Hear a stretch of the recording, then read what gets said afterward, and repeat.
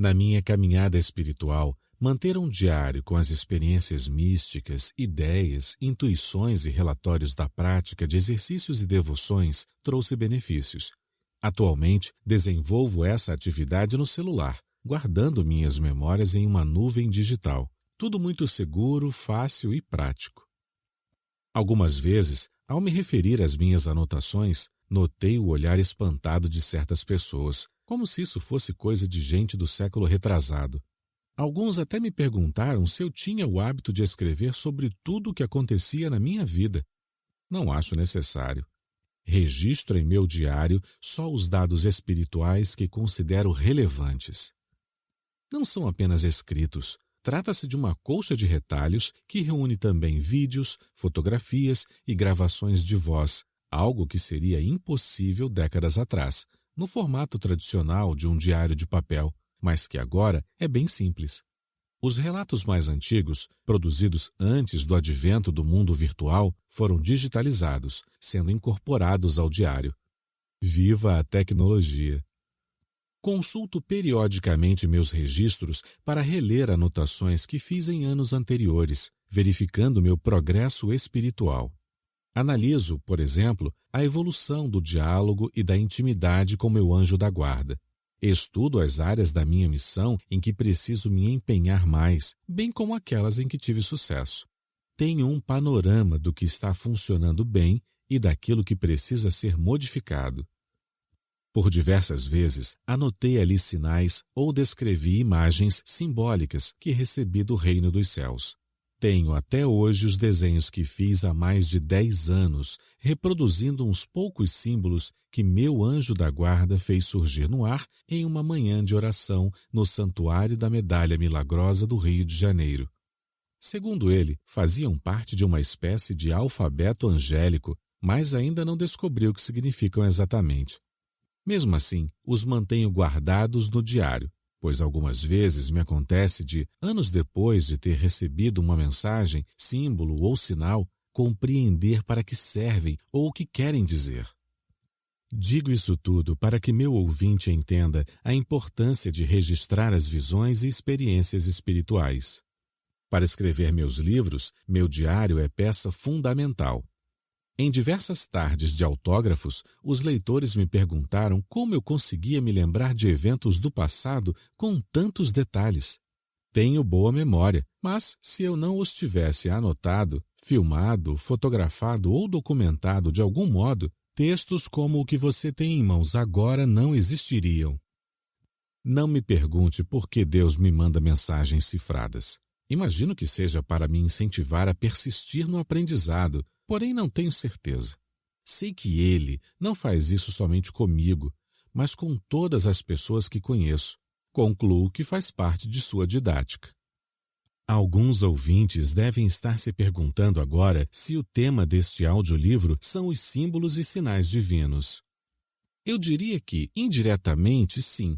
Desde 2017, um ano após o lançamento do meu livro de maior sucesso, Todo Mundo Tem um Anjo da Guarda, meus leitores vinham insistindo para que eu escrevesse um novo texto apresentando ensinamentos sobre o mundo dos anjos, sobre a forma de atuação dos santos e da Virgem Maria entre nós, descrevendo o que vejo no plano espiritual através dos meus dons místicos.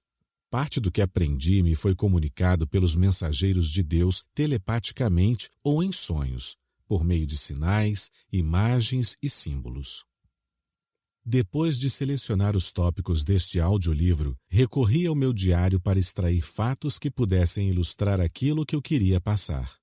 Foi então que decidi fazer uma narrativa com os acontecimentos místicos e sobrenaturais relativos à Virgem Maria, aos anjos e aos santos que presenciei quando estive nos santuários marianos de Medjugorje, Lourdes e Fátima, além da Terra Santa.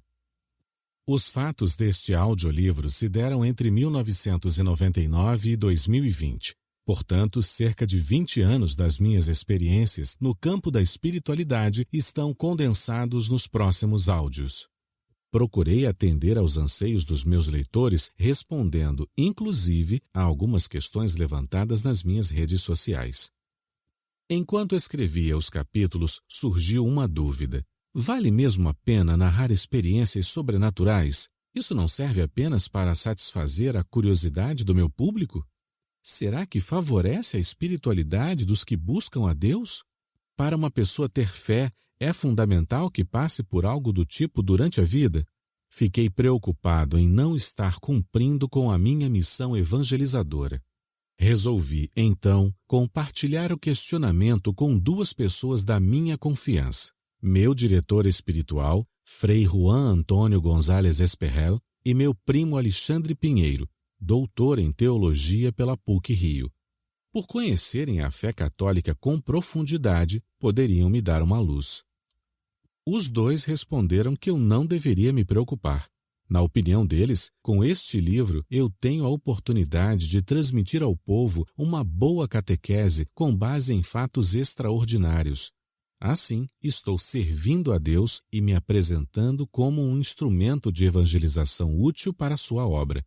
Sendo um homem de dons místicos, não devo omitir minhas experiências com o mundo espiritual.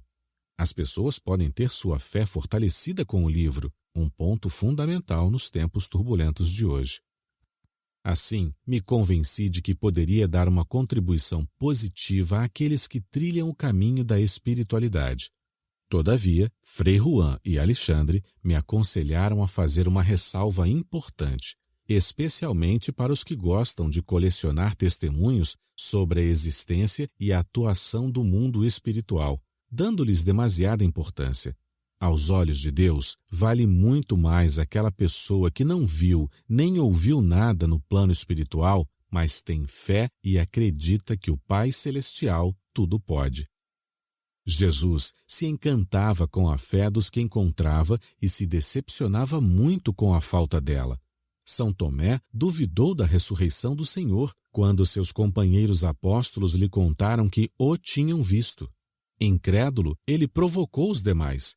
Se eu não vir a marca dos pregos nas mãos de Jesus, se eu não colocar o meu dedo na marca dos pregos e se eu não colocar a minha mão no lado dele, eu não acreditarei. João, capítulo 20, versículo 25. Os apóstolos não o contestaram. O texto do Evangelho indica que houve apenas o silêncio. Jesus solucionou esse impasse uma semana depois.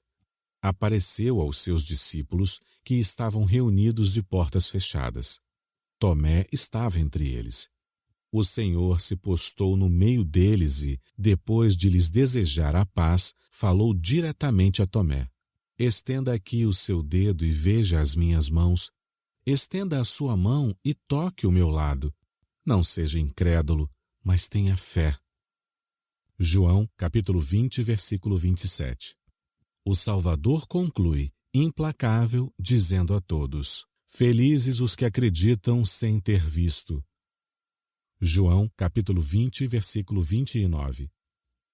Imagino como o apóstolo incrédulo ficou sem graça diante da presença e do discurso do Mestre.